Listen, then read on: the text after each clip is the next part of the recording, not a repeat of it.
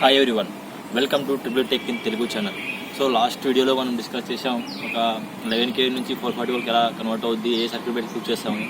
So దాని గురించి ఈరోజు 1 by 1 డిస్కస్ చేసి వెళ్దాం.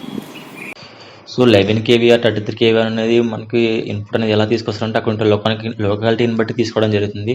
సో ఓపెన్ ప్లేసెస్ అయితే ఓవర్ హెడ్ లైన్స్ ద్వారా తీసుకొని వస్తారు. అలాగే రద్దీగా ఉన్న ప్లేసెస్లో అయితే అండర్ గ్రౌండ్ కేబుల్స్ ద్వారా మనకి 11 kV అయితే 33 kV అనేది ఇన్పుట్ అవ్వడం జరుగుతుంది. ఇలా వచ్చిన ఇన్పుట్ అనేది ఏబీ స్విచ్కి ఇవ్వడం జరుగుతుంది. ఏబీ స్విచ్ అనగా ఎయిర్ బ్రేక్ స్విచ్ అని అంటాం. ఇది మాన్యువల్గా ఆపరేట్ చేస్తాం.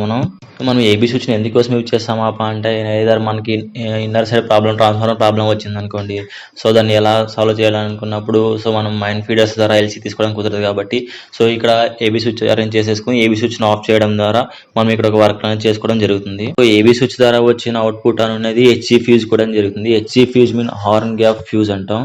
సో హెచ్ఈ ఫ్యూజ్ ఎందుకోసం యూజ్ చేస్తామంటే మనకి ఏదైనా అవుటర్ సైడ్ ఏదైనా షార్ట్ సర్క్యూట్ జరిగినా, ఓవర్ కరెంట్ జరిగినా, చెట్లు అలా పడినప్పుడు సో హెవీ కరెంట్ అనేది పాస్ అవుతుంది. ఆ హెవీ కరెంట్ వోల్టేజెస్ అనేది పాస్ కావడం వల్ల అక్కడ నుంచి వచ్చిన హెవీ వోల్టేజ్ వల్ల ఆటోమేటిక్గా హార్న్ గ్యాప్ ఫ్యూజ్ అనేది పోవడం జరుగుతుంది. సో మళ్ళీ మనం ఏబీ స్విచ్ ఆఫ్ చేసేసుకొని ఆ యొక్క ఫ్యూజ్ని వేసుకోవడం జరుగుతుంది.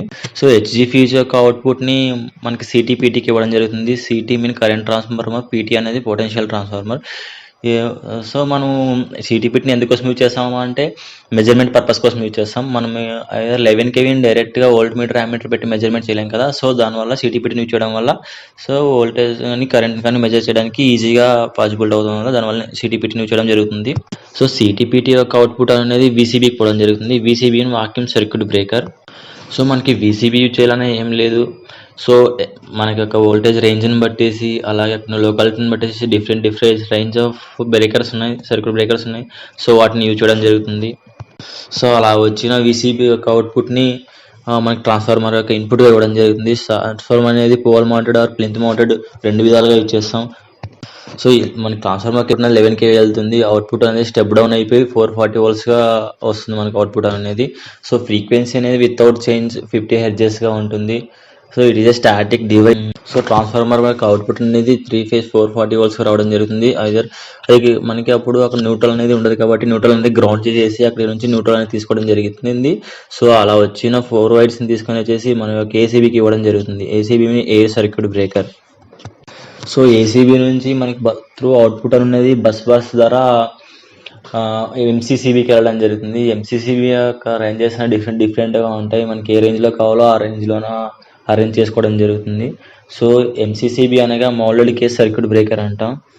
సో ఎంసీసీబీ యొక్క అవుట్పుట్ అనేది సో ఎక్కడ వెళ్తుందబ్బా అంటే మన యొక్క ఎగ్జాంపుల్స్ వచ్చేసి బోర్ ప్యానల్స్ ఉంటాయి, లైట్ ప్యానల్స్ ఉంటాయి, అలాగే ఇంకా డిఫరెంట్ ప్యానల్స్ ఉంటాయి. సో అలా ఆ ప్యానల్స్ యొక్క ఇన్పుట్కి పోవడం జరుగుతుంది. సో ఆ ప్యానల్లో మనం ఎంసీసీబీ నుంచి వచ్చే అవుట్పుట్ని ఎంసీబీకి ఇవ్వడం జరుగుతుంది.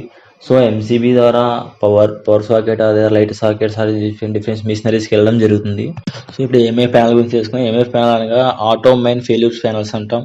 సో దీన్ని మెయిన్గా ఎందుకోసం ఇచ్చేస్తామా అంటే ఏదైనా మేజర్ ప్రాబ్లమ్ వచ్చినప్పుడు కానీ అలాగే పవర్ కట్ అయినప్పుడు కానీ ఆటోమేటిక్గా డీజీ అనేది ఆన్ కావడం జరుగుతుంది. సో కెపాసిటర్ ప్యానల్ ఎందుకోసం అంటే పవర్ ఫ్యాక్టర్ని ఇంప్రూవ్ చేయడానికి ఉపయోగిస్తాం. So power factor panels inner side different capacitors ఉంటాయి. సో వాటి యొక్క రేంజ్ వచ్చి 5 kVAr ఆర్ లేదా 10 kVAr 15 kVAr అలా. సో డిఫరెంట్గా చేస్తాం. ట్రాన్స్ఫార్మర్ యొక్క లోడ్ రేటింగ్ని బట్టి అలాగే మనం ఉపయోగించే లోడ్ని బట్టి కెపాసిటర్ ప్యానల్స్ అనేది డిసైడ్ చేయడం జరుగుతుంది. సబ్స్టేషన్ విషయానికి వస్తే సబ్స్టేషన్లో మనం కంకర్ ఎందుకోసం ఉపయోగిస్తాం అంటే చెట్లు మొలగకుండా ఉండడానికి అండ్ మరియు జంతువులు పోకుండా ఉండడానికి, స్నేక్స్ తిరగకుండా ఉండడానికి, అలాగే మనకి స్టెప్ పొటెన్షియల్స్ కానీ టచ్ పొటెన్షియల్స్ కానీ జరగకుండా ఉండడానికి. సో దాని పర్పస్ కోసం కంకరమైన యూజ్ చేస్తాం. అలాగే మనం వర్షం వచ్చినప్పుడు వాటర్ స్టోర్ అవుద్ది కదా, సో అలా వాటర్ స్టోర్ అవ్వకుండా ఉండడానికి కూడా మన కంకరను యూజ్ చేయడం జరుగుతుంది. అలాగే సబ్స్టేషన్లో ఎలక్ట్రిక్ని కూడా ప్రొవైడ్ చేసి ఉంటారు. సో ఎందుకోసం అనగా ఈ సేఫ్టీ పర్పస్ కోసం. ఏదైనా ఓవర్ కరెంట్ అలా వచ్చినప్పుడు కానీ ఏదైనా ఉరుములు వచ్చినప్పుడు కానీ సో త్రూ ట్రాన్స్ఫార్మర్ ద్వారా హెవీ వోల్టేజ్ అనేది పాస్ అవుతుంది కదా, అప్పుడు దాని ద్వారా సో గ్రౌండ్లోకి వెళ్ళిపోవడం జరుగుతుంది. దాని పర్పస్ కోసం ఎర్త్పిట్లను కూడా ప్రొవైడ్ చేయడం జరుగుతుంది. సో మా వీడియో మీకు నచ్చుతుందని అనుకుంటున్నాం. ఒకవేళ మా వీడియో మీకు నచ్చినట్లయితే